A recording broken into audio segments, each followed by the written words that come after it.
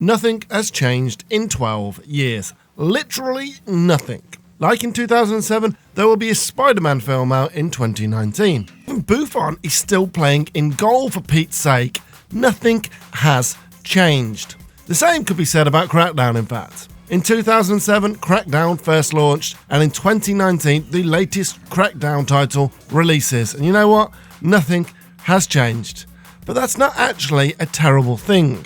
I say nothing has changed, and that might be an inane segue into this here review that might severely exaggerate things, but for the most part, the Crackdown formula is fully preserved in this here sequel with very little to distinguish it from the other two games.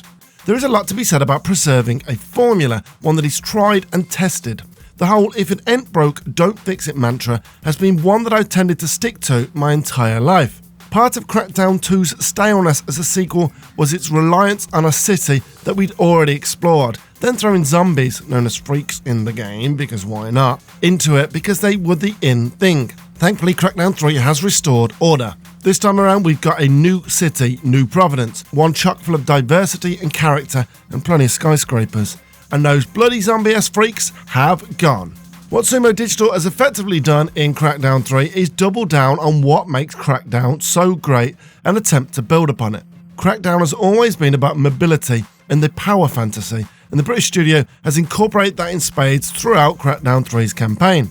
With more weapons and gadgets than ever before, how you approach a situation will differ from one player to the next. One of the new additions though, the transforming vehicles that can change from a super speedy battering ram to a wall climbing spider car and then to a destructive tank in a matter of clicks, sound good on paper.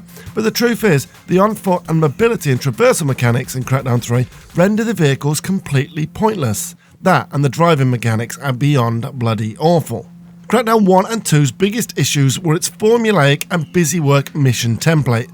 Crackdown 3 tries to rectify that somewhat to varying results. Adding more of a backstory and a significance to the bosses this time around, each boss fight results in a huge set piece that breaks up the monotony of the general go here, kill these loads of people objectives, but arguably these are too far and few between. The majority of the game is made up of monotonous, samey and repetitive tasks, a problem the franchise has had since the get-go. The whole hierarchy aspect of the bosses on the whole, where taking down a boss can make his boss weaker, is actually pretty cool though, but the game doesn't do enough to tackle the tedious nature of it all.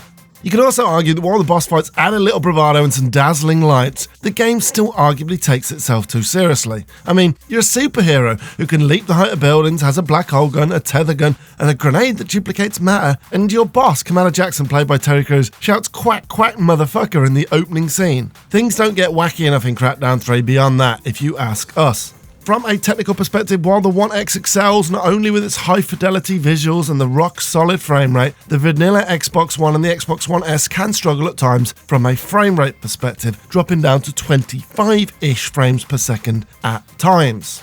There are also some weird audio and menu bugs that crop up from time to time. And if the campaign, available to play in two-player co-op if that's your bag, doesn't take your fancy, you can always jump into the online multiplayer world, taking advantage of Microsoft's Azure cloud technology to offer destructible environments in a chaotic battle of mobility and firepower. In a word, it's solid, good, wholesome fun, nothing more, nothing less. And yes, we realised that was more than a word. You're not going to lose your shit over this one. It is fun, but fun that's probably going to be short-lived. It does marry the combat and the traversal skills in one handy arena, but the sense of exploration and power that Crackdown excels in doesn't quite have the same effect when everyone is an overpowered badass as well. Oh, and you can't party up with Xbox Live friends at launch either, which in 2019 is utter madness. Yes, they're patching it in, but we can only review what's put in front of us. Honestly, not having those capabilities out of the box in this day and age is utterly ridiculous. Who cares if they're patching it in? The fact that they thought it was wise launching without a basic feature like this is mind-blowing. Mind-blowing. Anyway, the age-old debate of what a sequel should do is still rife now as it was back in 2007. Change a game too much and you anger the fans, a la Devil May Cry 2. Don't change it enough and people say that the games are too similar and the devs have gotten lazy, a la Crackdown 2. It's a lose-lose situation and there are very few games that actually nail it second time around. Mass Effect 2 immediately springs to mind, for instance, as well as Assassin's Creed 2, but I think it's fair to say people underestimate this task.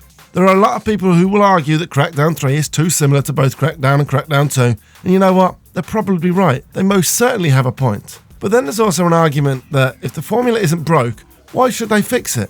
And those people are actually right too. And while Crackdown 3 doesn't really add anything of note to the franchise, it's still a bloody fun game with great mechanics that will keep you busy for a good 10 hours or so. What's not to like about that? Plus, orbs. There are loads of bloody orbs to collect all over again. We bloody love orbs. Orbs!